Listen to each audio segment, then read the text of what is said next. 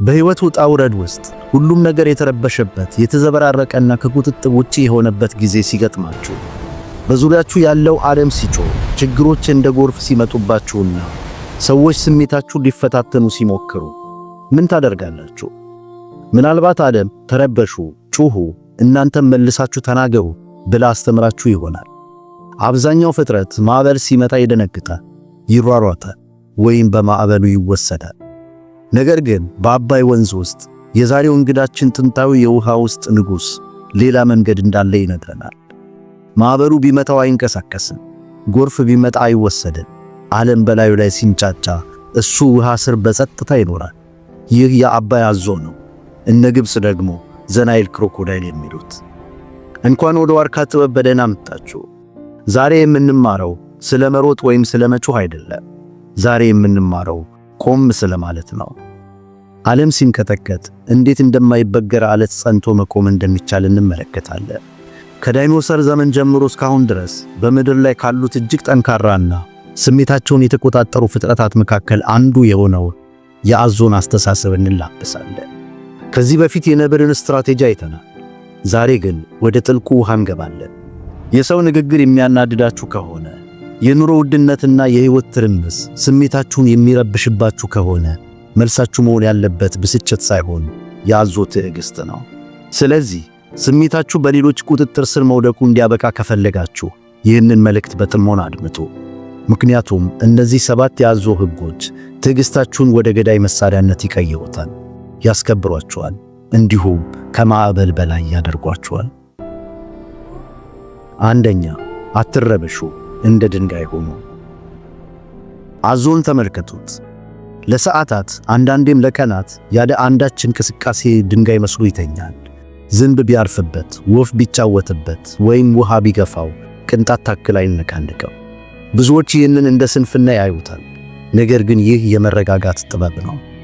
በዚህ ዘመን የሰው ልጅ ትልቁ በሽታ መቁነጥነጥ ወይም ረስትለስነስ ነው። ስልካችሁን ካላያችሁ፣ ወሬ ካላወራችሁ ወይም ለሰዎች ኮሜንት ካልሰጣችሁ መኖር ያቃታችሁ ይመስላችኋል። ትንሽ ችግር ሲመጣ ትደነግጣላችሁ። ሰዎች ሲተቿችሁ ቶሎ ብላችሁ ራሳችሁን ለመከላከል ትሯሯጣላችሁ። አዞ ግን ትልቅ ምስጢር ያስተምረናል። አትነቃነቁ ይለናል። በሕይወት ማዕበል ውስጥ ስትሆኑ ለሚጮህ ውሻ ሁሉ ድንጋይ ለማንሳት አትቸኩሉ። ለመናደር አትቸኩሉ። ዝም ብላችሁ እንደ ድንጋይ ቆሙ። ሁሌም አክሽን ውስጥ መግባት የለባችሁ። አንዳንዴ ትልቁ ኃይል ያለው ምንም አለማድረግ ውስጥ ነው። ጠላቶቻችሁ ግራ እስኪጋቡ፣ አሳዳጆቻችሁ በራሳቸው ጩኸት እስኪደክሙ ድረስ በዝምታችሁ ቅጧቸው። እናም ፍጹም የሆነ መረጋጋትን ተላበሱ። ሁለተኛ፣ ስሜታችሁን ተቆጣጠሩ። አዞ ደመቀዝቃዛ ወይም ኮልድ ብለድድ የሆነ እንስሳ ነው። ይህም ማለት የሰውነቱን ሙቀት ከአካባቢው ጋር ያስተካክላል እንጂ ውስጡን በስሜት አያቃጥልም። አዞ ሲናደድ አይጮህም፣ ሲራብ አይለምንም፣ ሲጎዳ አያለቅስም። ስሜቱን ፍጹም በሆነ ቁጥጥር ስር ያውለዋል። እናንተስ አንድ ሰው ሰነፍ ስላላችሁ ትናደዳላችሁ? መንገድ ላይ ሰው ስለገፋችሁ ቀናችሁን ታበላሻላችሁ? አንድ እውነት ልንገራችሁ፣ ስሜቱን መቆጣጠር የማይችል ሰው የሌሎች ሰዎች ባሪያ ነው። ሰዎች የፈለጉትን ቁልፍ ሲነኩ የምትጮሁ የሙዚቃ መሳሪያ አትሁኑ። የደስታችሁንም ሆነ የሐዘናችሁን ሪሞት ኮንትሮል ለሌላ ሰው አሳልፋችሁ አትስጡ። የአዞ ሕግ ይህ ነው። ማንም ሰው ወደ ውስጣችሁ ገብቶ ሰላማችሁን እንዲሰርቅ አትፍቀዱ። ሰዎች ይጩሁ፣ ይሳደቡ፣ ይራወጡ፣ እናንተ ግን ውስጣችሁን አቀዝቅዙ። ስሜታዊ አለመሆንና ዝምታ ድክመት ሳይሆን ማንም ሊሰብረው የማይችል ትልቅ የአእምሮ ብቃት ነው። ሶስተኛ፣ ወፍራም ቆዳ ይኑራችሁ። የአዞ ቆዳው በተፈጥሮ የተሰጠው የጦር መሳሪያው ነው። ጥይት እንኳን የማይበሳው ጠንካራ ቆዳ አለው። ሌሎች እንስሳት በቀላሉ ሲጎዱ፣ አዞ ግን የፈለገውን ግጭትና ንክሻ ተቋቁሞ ይኖራል። ይህ ለዘመናችን ሰው ወሳኝ መልእክት አለው። ቆዳችሁ ይወፈር የሚል። ወደ ስኬት ስትጓዙ ዓለም በአበባ አትቀበላችሁ። ሰዎች የቃላት ጦር ይወረውሩባችኋል። የቅርብ ዘመዳችሁ ሳይቀር በትችት ቁም ስቅላችሁን ያሳያችኋል። ውድቀትና መገለል እንደ በረዶ ይዘንብባችኋል። ቆዳችሁ ስስ ከሆነ በትንሽ ንፋስ ብርዱ ይሰማችኋል። የሰዎች ትንንሽ ቃላት ያደሟችኋል። ነገር ግን የአዞ አስተሳሰብ ካላችሁ ትችቱ ከቆዳችሁ ላይ ተንሸራቶ ይወርዳል። ስድቡ በቆዳችሁ ላይ ነጥሮ ተመልሶ ይወድቃል። መከራው አይበረታባችሁ። በሕይወት ጦርነት ውስጥ አሸናፊ ለመሆን ሁሉንም ነገር ፐርሰናል አድርጎ መውሰድ አቁም። ጠንካራ ሁኑ። ግዴለሽነት ለእነዚህ ሰዎች ምርጡ መከላከያ ነው። አራተኛ፣ አድፍጣችሁ ጠብቁ። አዞ ምግቡን ለማግኘት አይሯሯጥም፣ አይለምን። ይልቁንም ውሃ ውስጥ ተደብቆ ለቀናት፣ ለሳምንታት ትክክለኛው ሰዓት እስኪመጣ ድረስ ይጠብቃል። ይህ ዝም ብሎ መጠበቅ አይደለም፣ ይህ አድፍጦ መጠበቅ ነው። ልክ እድሉ ሲመጣ ግን በሰከንድ ውስጥ ጨዋታውን ይጨርሳል። ብዙዎቻችን ትዕግስት የለንም። ዛሬ ዘርተን ዛሬ ካላጨድን ብለን እንበሳጫለን። ትንሽ ለፍተን ትልቅ ውጤት ስላላየን ብቻ ተስፋ እንቆርጣለን። የአዞ አስተሳሰብ የሚነግረን ግን ጊዜው የእናንተ እስኪሆን ድረስ በጨለማ ውስጥ አድፍጣችሁ ተዘጋጁ በማለት ነው። አትቸኩሉ። ተራችሁ እስኪደርስ አቅማችሁን ገንቡ። እድሉን አጥኑት። ነገር ግን ልክ ትክክለኛው ሰዓት ሲደርስ፣ ልክ በሩ ሲከፈት እንደ አዞ በፍጥነትና በሙሉ ኃይል ነክሳችሁ ያዙት።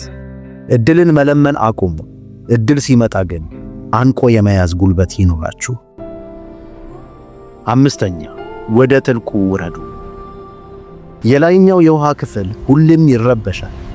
ማዕበል አለ፣ ጀልባ አለ፣ ጩኸትና ግርግር አለ። አዞ ግን ሲረበሽ ምን የሚያደርግ ይመስላችኋል? ወደ ጥልቁ ውሃ ይሰምጣል። እዛ ታች ሰላም ነው፣ ጸጥታ ነው።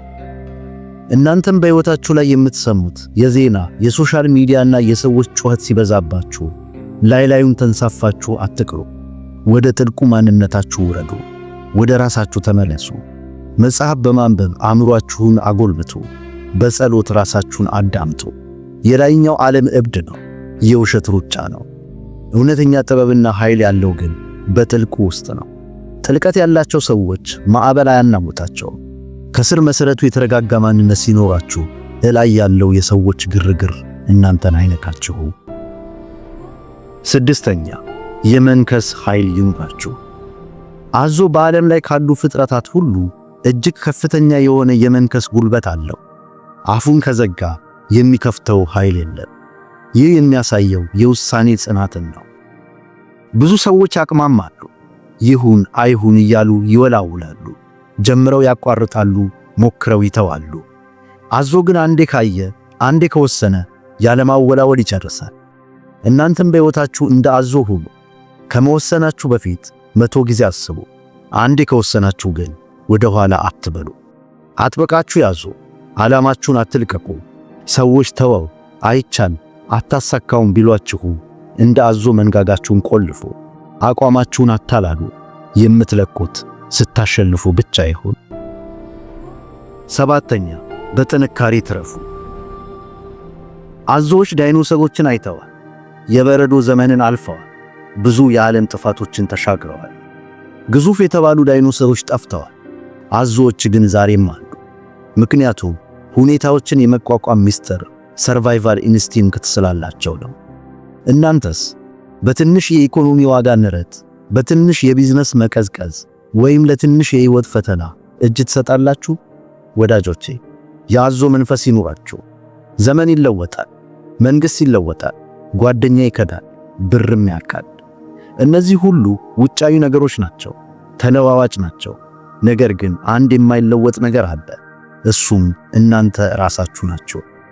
የአዞ አስተሳሰብ ያለው ሰው በኪሱ ያለው ብር ሲያልቅ በጭንቅላቱ ያለው ተስፋ አይነጥፍም። ሁሉን ማውሎ ልፋስ አሳልፎ ፈጣሪ እስከፈቀደ ድረስ እንደ አለት ጸንቶ ይኖራል።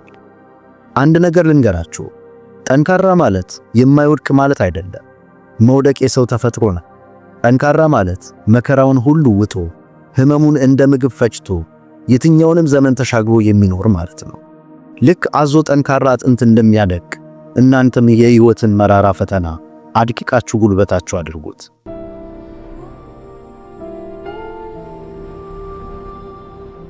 አንድ የመጨረሻ ሚስጥር ልንገራችሁ። ጀግንነት ማለት ስሜትን መከተል ሳይሆን ስሜትን መምራት ነው። የአዞ አስተሳሰብ ማለት ይሄ ነው።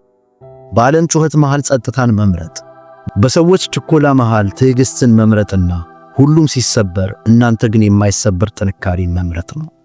ስለዚህ በሚቀጥለው ጊዜ ዓለም ልታነቃንቃችሁ ስትሞክር፣ ማዕበሉ ሲደራረብባችሁ እንደ አባይ አዞ ቁም። አትናወጡ። በዝምታ በግርማና በኃይል ማዕበሉን እለፉት። ምክንያቱም አስታውሱ፣ በሕይወት ጫካ ውስጥ ንጉሥ የሚሆነው ብዙ የሚጮኸው ሳይሆን እስከ መጨረሻው የሚጸናው ነው። ውድ የዋርካ ቤተሰቦች፣ ከነዚህ 7 ሕጎች ውስጥ ለዛሬው ሕይወታችሁ ይበልጥ የሚያስፈልጋችሁ የትኛው ነው? ትዕግሥት ወይስ ወፍራም ቆዳ ወይስ ሌላ? እስቲ ኮሜንት ላይ አስቀምጡልኝ፣ እንወያይበት። ቪዲዮ ውስጣችሁን ከነካው ላይክ ማድረግ እንዳትረሱ። ለዋርካ ቤተሰብ አዲስ ከሆናችሁ ሰብስክራይብ አድርጉ። እንደ ድንጋይ ጠንካራ ሁኑ። የአዞን ትዕግሥት ያድላችሁ። እስከ መጨረሻው ስለተከታተላችሁን ያመሰግናለሁ።